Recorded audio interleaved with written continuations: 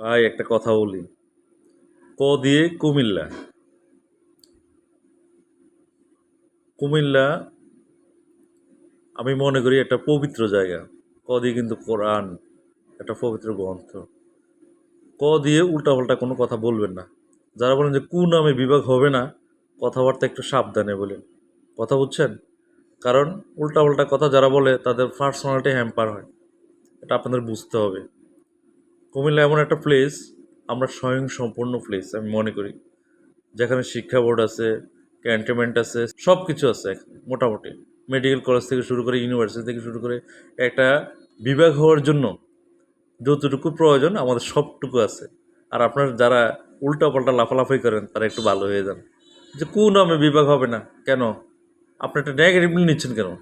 Positive thinking করেন আপনি। ক দিয়ে একটা পবিত্রতা, পবিত্র প্লেস এটা আপনি থিঙ্কিং করেন। আর নোয়াখালী, আপনারা তো মিয়া বিবেকের জন্য খুব পারামারি করতেছেন, মারামারি করতেছেন। পৃথিবীর এমন কত জায়গা আছে যেখানে আপনাদের পাওয়া যায় না। আপনারা বড় বড় থিঙ্কিং করবেন, আপনারা হবেন পৃথিবীর রাজধানী। পৃথিবীর রাজধানী হওয়ার জন্য আপনারা আন্দোলন করেন, ওটা আপনার জন্য বেটার হবে। কারণ পৃথিবীর যেখানে যাবে আপনার নোয়াখালী থেকে পাওয়া যায় সহজেই। আপনার তো ধরুন যে একটা ক্যান্টনমেন্ট নাই, মেডিকেল কলেজ নাই, ইউনিভার্সিটি নাই, সিটি কর্পোরেশন নাই, কিছুই নাই।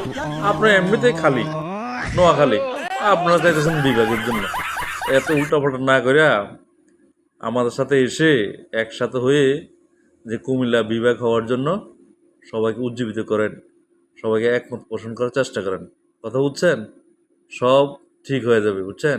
আস্তে আস্তে দেখবেন সব ঠিক হয়ে যাবে এবং কুমিল্লায় বিভাগ হবে ইনশাআল্লাহ।